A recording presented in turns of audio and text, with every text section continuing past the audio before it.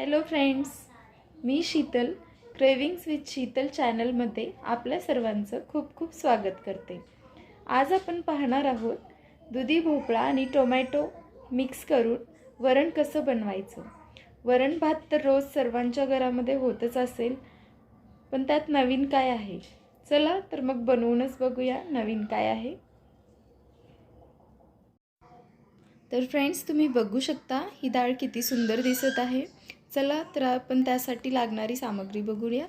त्यासाठी थोडीशी कोथिंबीर,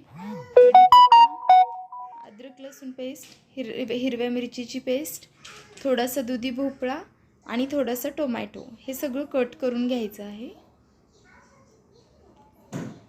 त्यानंतर एका पातेल्यामध्ये मी थोडंसं तेल आधीच गरम करत ठेवलं होतं। त्यामध्ये मी जिरे आणि मोहरी टाकले आहेत। ते छानसे तडतडले की त्यामध्ये लसूण आणि अद्रक टाकायचं आहे। ते थोडंसं फ्राय झालं की त्यामध्ये कढीपत्ता टाकायचा आहे।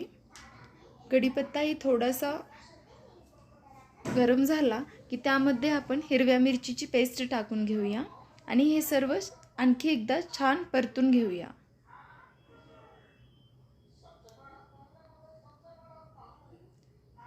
नंतर त्यामध्ये जाणार आहे दुधी भोपळा, जो की आपण कट करून ठेवला होता।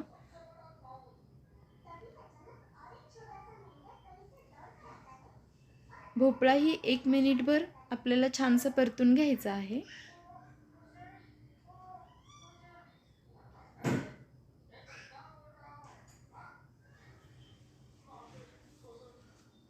त्यानंतर त्यामध्ये जाणार आहे टोमॅटो।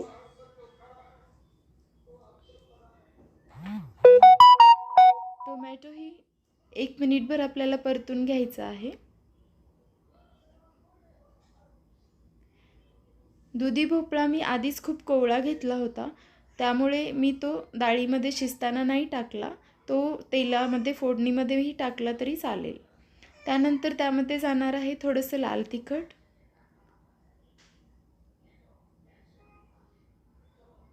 लाल तिखट हे तुम्ही तुमच्या चवीप्रमाणे घालू शकता। त्यानंतर थोडीशी हळद,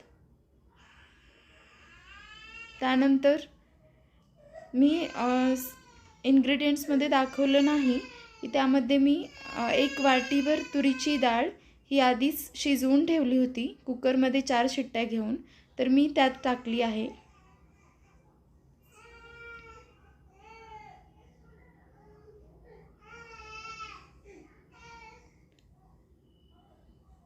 नंतर त्यामध्ये तुम्ही मीठ टाकू शकता। मीठ हे तुम्ही तुमच्या चवीनुसार टाकू शकता आणि नंतर साखर किंवा गूळ टाकायचा आहे। एकदम चिमूटभर किंवा एखादा चमचा तुम्ही टाकू शकता त्यामध्ये गूळ।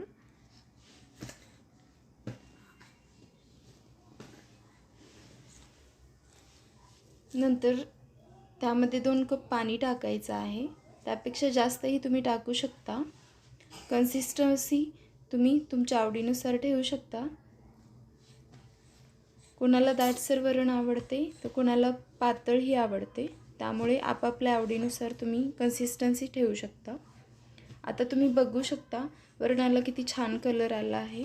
त्यानंतर शेवटी त्यामध्ये टाकायचं आहे कोथिंबीर।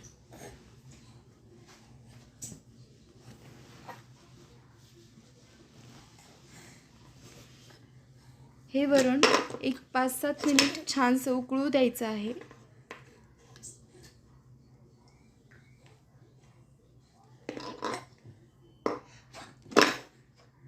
3 ते 4 उकळ्या आल्यानंतर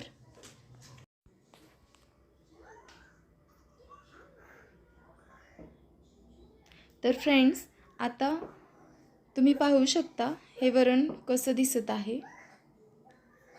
तुम्हाला पाहिजे असेल तर आणखी थोडीशी कोथिंबीर तुम्ही त्यात ॲड करू शकता। आपलं वरण रेडी आहे सर्व करण्यासाठी, तर मी तुम्हाला ते सर्व करून दाखवत आहे। एका बाउलमध्ये काढून दाखवते।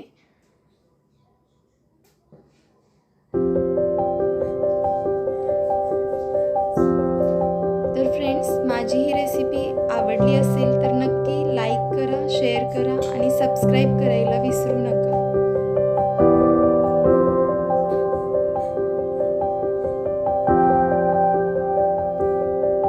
Thank you for watching.